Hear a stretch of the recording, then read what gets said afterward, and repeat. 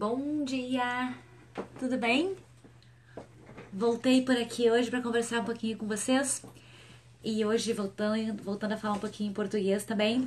Eu fiz algumas lives na última semana mais em inglês, né, falando com meus clientes por aqui, mas hoje resolvi dar um oizinho em português mesmo para a galera do Brasil por duas razões. Primeiro, para justificar um pouquinhozinho da minha ausência, né, que tem a ver com eu estar trabalhando com o público americano, portanto eu tô falando um pouquinhozinho mais em inglês, mas eu tô de mudança, então minha casa tá de pernas pro ar e tá tudo meio enlouquecido por aqui, aí fica mais difícil de conseguir sentar, fazer lives ou qualquer coisa assim.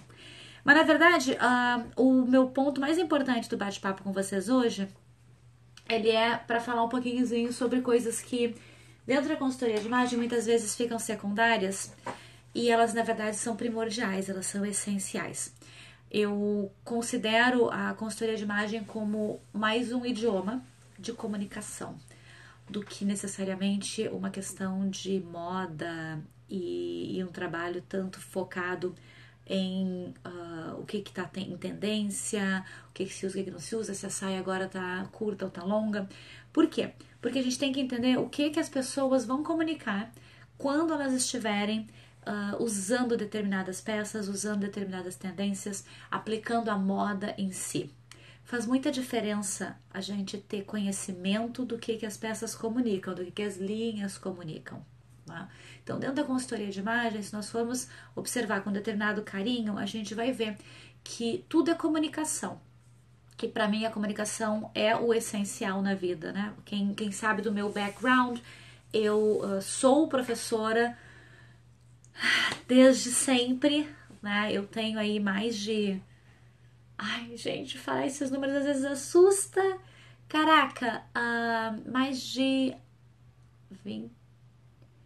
Nós estamos em 2018, tá, vamos lá, vamos abrir o jogo. Desde 1990 eu dou aula. Então vamos lá, né? 28 anos. Esse tempinho que eu tenho de sala de aula, de experiência com o ensino e sempre com o foco em comunicação, né? Sempre com o foco de levar as pessoas a terem uma melhor imagem por se comunicarem bem, né? E seja essa comunicação através do idioma, porque por anos, né, vocês devem saber que eu fui professora de inglês e ainda sou, não consegui ficar longe das aulas de inglês, e através da comunicação, então, com estilo e com o modo de vestir e tudo mais. E dentro da própria consultoria de imagem, nós temos os pilares, né, que são o quê? O primeiro pilar, então, a aparência, né, o segundo pilar, que é behavior, e eu acabo traduzindo como bom comportamento, só para ter o B ali, para fazer sentido do ABC. O C de comunicação, então a comunicação está dentro da imagem, no sentido de que as pessoas têm que entender que palavras vão trazer também informação de quem elas são, do background que elas têm, do objetivo delas. É muito fácil a gente perceber que as pessoas costumam utilizar determinadas palavras em determinados momentos e elas são peculiares da sua personalidade também. Então as coisas acabam caminhando junto. E agora também a parte de presença digital. Então, assim, comunicar a existência no mundo, comunicar quem vocês são profissionalmente, pessoalmente, digitalmente, né? Neste mundo virtual. Ou seja, através das fotos, através dos comentários, através das postagens que se faz. Tudo isso é comunicação. E para mim isso é super essencial. O que eu tenho percebido é que muitas pessoas, muitas consultoras de imagem, consultoras de estilo, muitos consultores de imagem e de estilo, embora tenham um conhecimento de aparência muito bom, muito completo, na hora de comunicar acabam se perdendo seu valor, diminuindo o seu valor profissional e, consequentemente, pessoal também, porque na hora de comunicar acabam tendo erros de português muito sérios e mesmo, né, os que estão comunicando no exterior, erros de inglês muito sérios. Então esse é um trabalho que eu costumo fazer em paralelo, tanto com alunas como com os meus clientes de consultoria de imagem que buscam uma melhor comunicação. É claro que a gente sabe que hoje em dia a comunicação é muito rápida, então acontecem sim erros. Às vezes a gente está escrevendo alguma coisa com mais foco no resultado do que a gente está dizendo do que no que a gente está escrevendo necessariamente. Então vai errar, vai colocar, a gente chama em inglês de typos, né? Que são palavras que a gente escreve errado, mas não com a intenção de erro, não porque realmente não sabia, mas sim porque na hora de digitar saiu errado. E isso acontece e isso é ok. O que a gente não pode ter é documentos importantes, postagens que vão ficar, por exemplo, no LinkedIn ou no Facebook, no Instagram, que elas vão ficar lá permanentes com erros. Eu tô sem óculos, mas é Dayara, acho que é. Desculpa, sem óculos eu não consigo ler, tudo bom?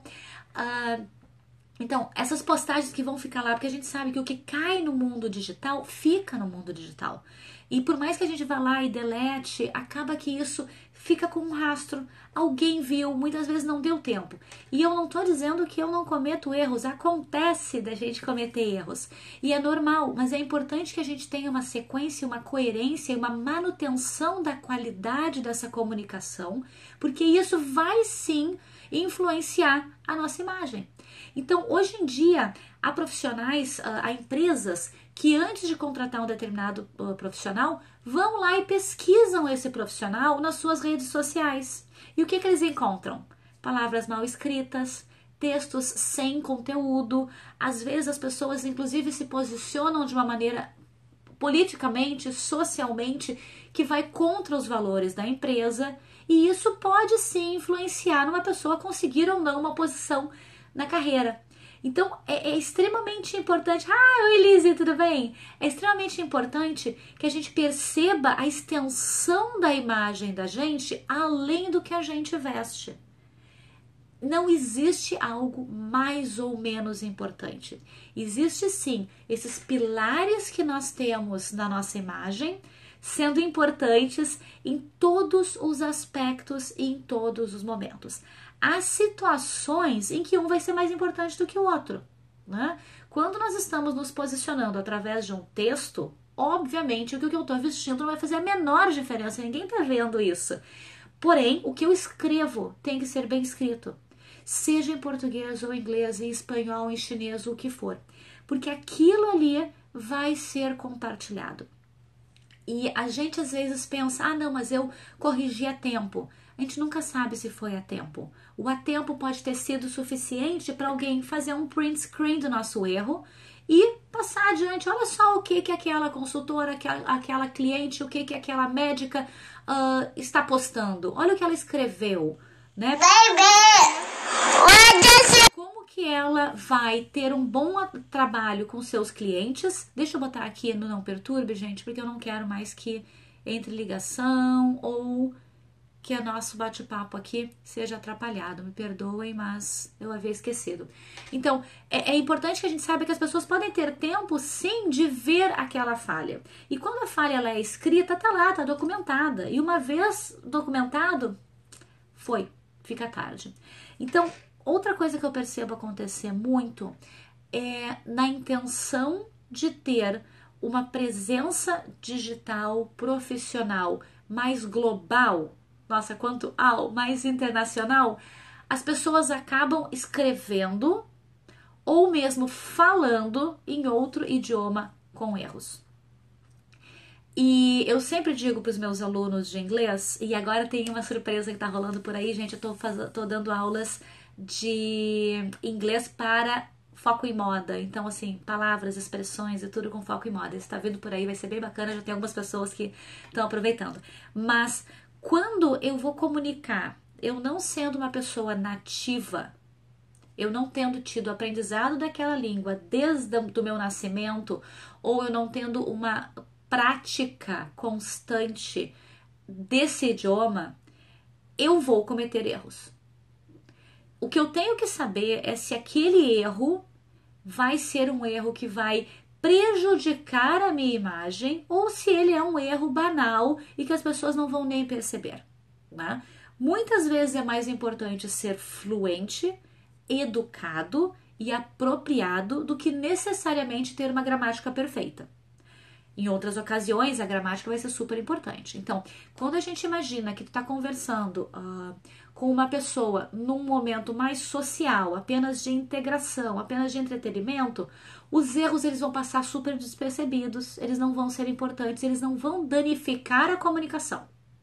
Se eu elevo essa conversação para um possível cliente, para um cliente ou para um chefe ou uma empresa, conforme eu vou dentro da hierarquia da minha comunicação, aumentando a importância dessa pessoa com quem eu comunico, mais obrigação eu tenho de falar corretamente.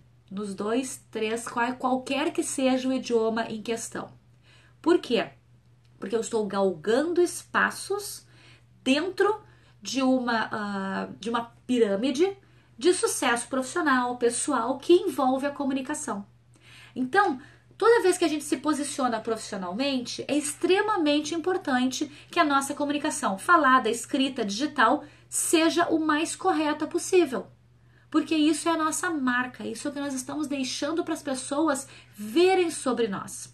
Infelizmente, as pessoas não vão ter a nossa amigabilidade, o nosso sorriso, o nosso tom de voz quando elas nos leem.